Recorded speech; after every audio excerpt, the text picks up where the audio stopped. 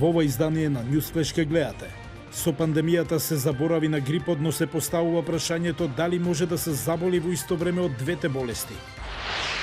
Дали Ердоган ќе создаде, како што рече, побожна генерација млади турски националисти кои ќе бидат лојални на традиционалните исламски вредности? Релито Дакар ќе има само женски тим, што е прв пат во историјата на овој надпревар. За деталите останете со нас, почнуваме веднаш. Добро вечер. Ова е ТВ журналот Newsflash на гласот на Америка на македонски јазик. Јас сум Јованчо Наумовски. Додека државниот секретар Антони Блинкен е во посета на Украина, администрацијата на Бајден денес соопшти дека обезбедува дополнителни $200 милиони одбранбена воена помош за Украина во услови на зголемена загриженост од руска инвазија. Блинкен денес во Киев рече дека Путин има планови да го зголеми бројот на руски војници на околу 100.000 на границата со Украина и додаде дека Бајден се обиде да стави јасно до знаење дека има две решенија за Русија. Едно од нив е попадна дипломатија и диалог да се обиде да ги реши сите разлики, по мирен пат се разбира, што е најпосекуваното, додека второто е ако Русија избере агресија ќе се соочи со конфронтација и последици. А од останатите вести. Покрај кризата со COVID-19, американците заборавија на традиционалното зимско заболување грипот. Но сега кога се наоѓаме во сезона на грип, некои луѓе заболуваат од двете болести одеднаш. Еве зашто станува спор. Во еден 24-часовен период во првата седмица од новата година, Лос Анџелес во Калифорнија јави за над 37.000 нови случаи на COVID-19. Само што прилежав ковид и завршив со карантин. Ужасно е. Се случи мошне брзо. Сите четворица дома се разболевме. Никој не доаѓа кај мене дома без да биде тестиран. Но Омикрон не е единствениот проблем во зимската сезона. Лекарите сега регистрираат случаи на луѓе кои се разболеле со, како што го нарекуваат, флурона, инфекција која ги содржи и коронавирусот и грипот. Експертите за заразни болести велат дека не се работи за нова болест. Нема креирање на нов вирус, не знам од каде дојде името флурона. Ова не е ништо ново. За ова знаевме од почетокот на пандемијата, но ново е што луѓето сега му дадоа нов термин. Лос Анџелес веќе регистрирал случаи на флурона. Поголеми се шансите да се појави во северна хемисфера, зашто земите во северната хемисфера минуваат низ сезоната на грип. Исто така има зголемување на случаите на ковид поради новиот сој Омикрон. Веројатно луѓето ќе се заразат од двете работи. Тимоти Бруер е професор по епидемиологија при Универзитетот на Калифорнија, Лос Анџелес. Вели дека вакцинираните луѓе се најверојатно заштитени и мали се шансите да се заразат од флурона. Дури ако се разболат, ќе имаат помали компликации.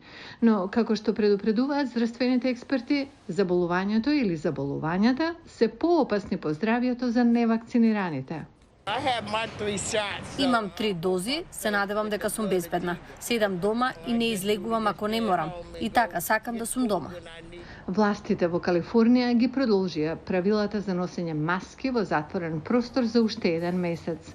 Еден по еден концерти и фестивали се откажуваат во пошироката област на Лос Анџелес. Сепак, има исклучок. Градоначалникот Ерик Гарсети вети дека главниот спортски настан годинава, Суперболот, нема да биде откажан. Ке се одржи на 13 февруари, независно од се. Турскиот претседател Ердоган вети дека ќе создаде млади турски националисти кои ќе бидат лојални на традиционалните исламски вредности. Но политичките аналитичари велат дека освојувањето на гласови на младите може да биде негов најголем предизвик пред изборите во 2023 година. Во централната област Бешикташ во Истанбул машките фудбалски навивачи и феминистичките демонстранти протестираа заедно. Но во ова време на економски превирање и заострување на ограничувањата на индивидуалните слободи, тие имаат повеќе заедничко отколку што се чини. Како припадници на помладата генерација се чувствуваат под притисок. Длабоко ги чувствуваме ефектите од економската криза, но во исто време како млади жени чувствуваме зголемен притисок врз нашите животи. Инфлацијата расте, а невработеноста кај младите речиси 30%. Главното прашање во Турција сега е економијата. Нашите пари постојано ја губат својата вредност, нашата економија се влошува. Не мислам дека работите наскоро ќе се подобрат доколку не се смени владата. Имаме иста влада веќе 18 години. Една неодамнешна анкета покажа дека младите гласачи не се задоволни не само поради економијата, туку и поради растечките ограничувања на слободата на изразување и авторитарното владење.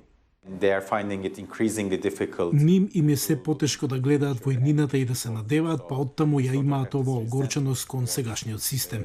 Тие не бараат спасители и мислам дека ова е малку поразлично од нивните родители во смисла дека се гледаат себе си како спасители. Тие сакаат да учествуваат во граѓанското општество, тие сакаат да донесуваат своји решенија на маса.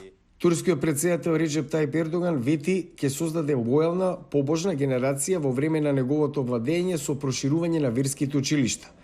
Младите исто така растат со мејнстрим медиуми контролирани од поддржувачите на Ердоган. Но тие повеќе се подпираат на социјалните мрежи. Перцепцијата кај младите гласачи е дека владата не успева да ги реши критичните прашања, а со тоа го попречува аспирацијата на Ердоган, велат некои аналитичари. Тешко е 100% да се контролира целото население, но тоа е поради фактот што проблемите на младата генерација се таму, проблемите на образовниот систем се таму, проблемот со невработеноста кај младите е таму. Младите кои гласаат 3:1 за поддршка на Екрем Имамоглу, харизматичниот политичар на изборите за градоначалник на Истанбул пред 2 години, помогнаа да се стави крај на 25 годишното владење на партијата на Ердоган во градот. Ердоган објавува видеа на социјалните мрежи и одржува состаноци со младите како дел од обидот да ја добие нивната поддршка. Но анкетите покажуваат дека младите се скептични не само кон Ердоган, туку и кон сите политички партии, што значи дека и опозиционите лидери исто така ќе имаат многу работа. Релито Дакар ќе има само женски тим, што е прв пат во историјата на овој надпревар. Настанот се одржува во Саудиска Арабија, што предизвика големо внимание ако се земе во предвид историјата на правата на жените во оваа држава. Релито Дакар е едно од најважните меѓународни настани што се одржува на саудиско тло. Оваа година тимот од сите жени бара еднаквост во најинтересното рели во светот. Се работи за цела група жени, механичарки, менаџерки, координаторки, пилотки и копилотки. Сметаме дека е убав проект да се истакне што можат да направат жените. Мерсе Марти е пилотка и лидерка на тимот. Таа е навикната да се надпреварува против мажи во воздушни надпревари. Таа летала комерцијални авиони и имала многу препреки. Охрабрувањето на жените е најдобрата порака што можеме да ја пренесеме на младите девојки кои сакаат да се тркаат, да летаат или да бидат лекарки или предприемачки. Тоа е целта на проектот.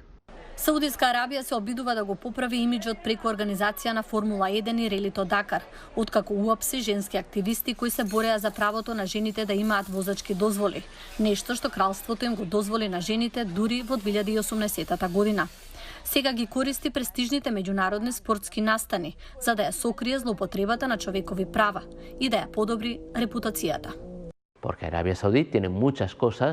Саудиска Арабија има многу области во кои сака да си го прави имиџот. Од војната во Јемен до случајот со Кашоги и активисти кои се затвораат поради основни барања. Тука се и женските права, меѓу кои правото да возат. Други настани што допрва доаѓаат вклучуваат уште поголема публика, како Олимписките игри во Кина и светското првенство во Катар. Двете држави се надеваат да ја поправат репутацијата со прекршување на човековите права, за што реагираа некои западни држави. Белата куќа минатиот месец најави дека САД нема да испратат официјална делегација на зимските олимписки игри во Пекинг, како последица на тековниот геноцид и криминал против човештвото во Синџанг, како и други злоупотреби на човековите права. Британија, Австралија и Канада усвоија слични мерки. Го гледавте Newsflash на Гласот на Америка на македонски јазик. Јас сум Јован Чономовски од студиото во Вашингтон. Пријатно.